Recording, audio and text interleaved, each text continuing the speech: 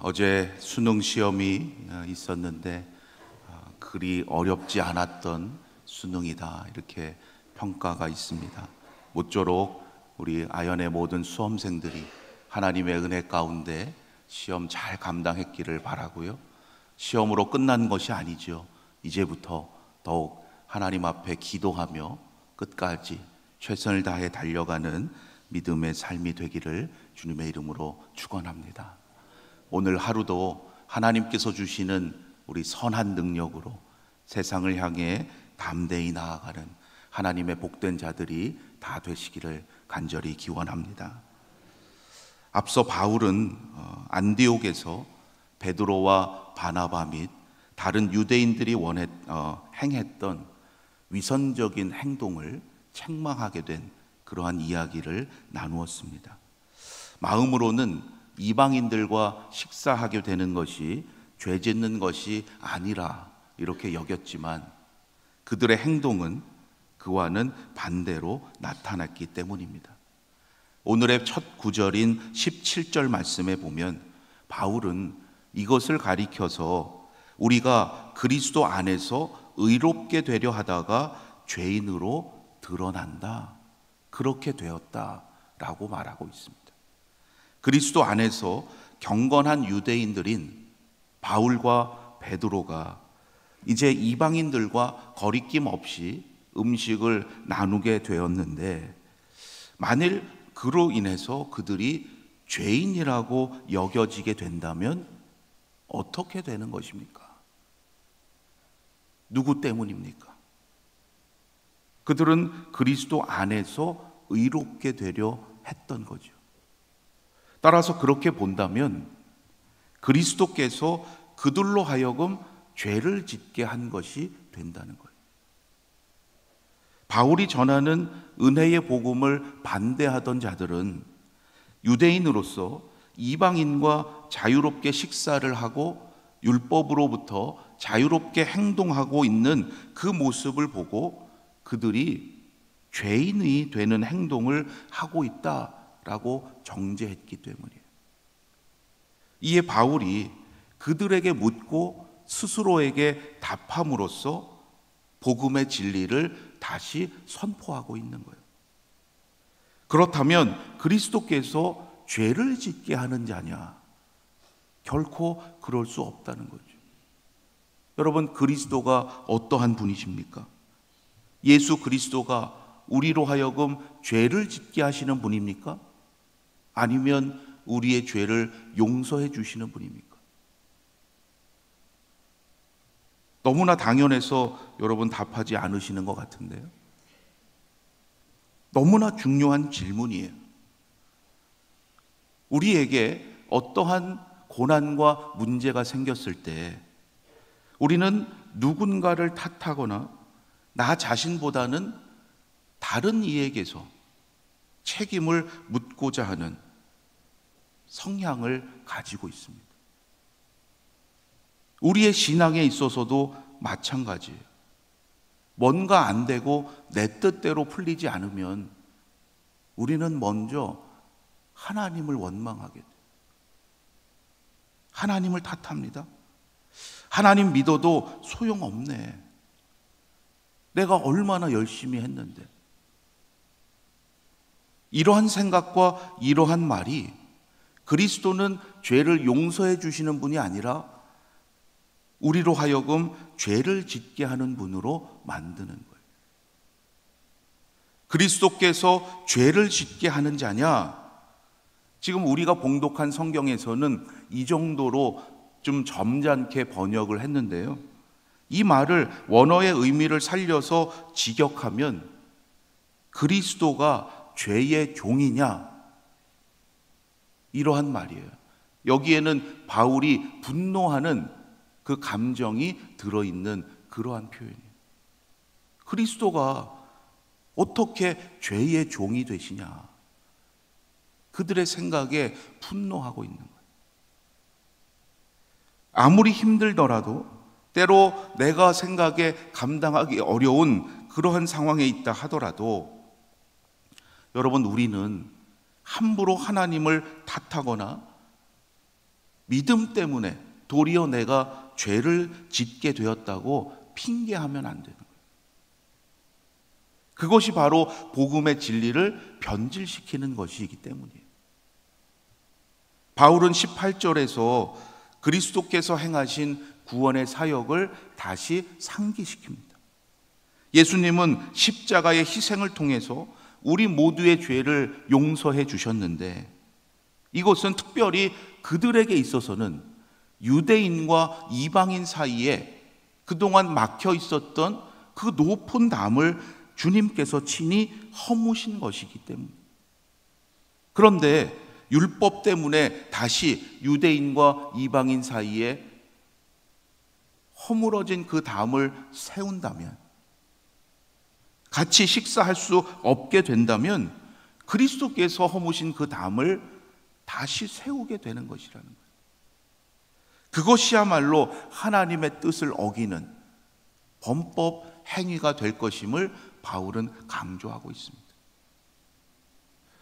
여러분, 오늘 우리의 삶에서도 이처럼 예수님의 십자가를 헛되게 만들고 있는 것은 없는지 다시금 돌아볼 수 있기를 바랍니다.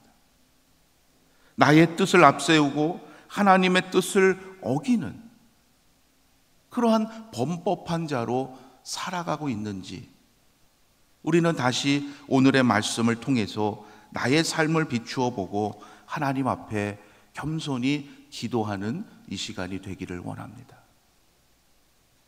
이어서 19절 말씀에서 바울은 자신이 예수 그리스도를 믿고 어떻게 새로운 존재가 되었는지를 분명히 설명합니다. 내가 율법으로 말미암아 율법에 대하여 죽었나니 이는 하나님에 대하여 살려 함이라. 율법으로 말미암아 율법에 대하여 죽었다. 선뜻 이해되기 어려운 표현일 수 있는데요, 이것을 간단히 말하면 그리스도를 죽인 율법이 바로 나 자신도 죽였다는 거예요. 율법이 예수님을 십자가에 못 박게 했죠.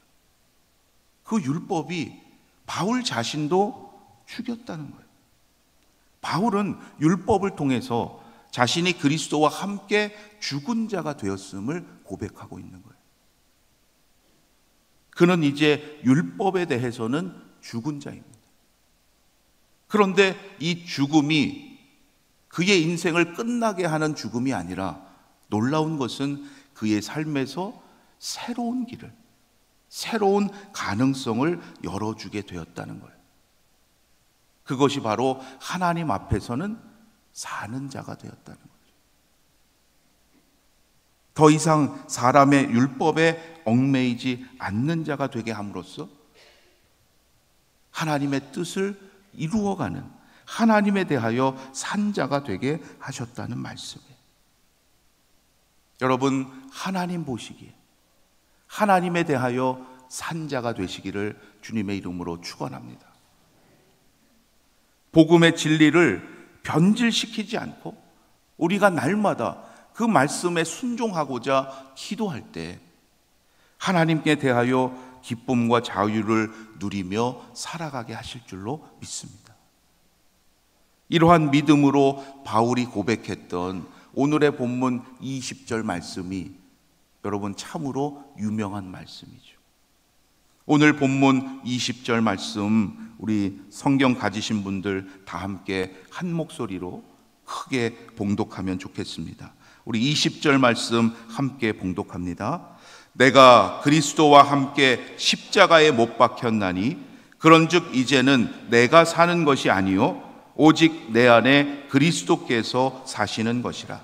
이제 내가 육체 가운데 사는 것은 나를 사랑하사 나를 위하여 자기 자신을 버리신 하나님의 아들을 믿는 믿음 안에서 사는 것이라. 아멘.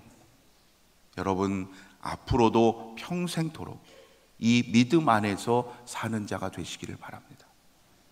우리가 어떤 상황에서도 이 믿음 안에서 살고자 하면 우리를 향하신 하나님의 은혜는 결코 멈추지 않을 것입니다.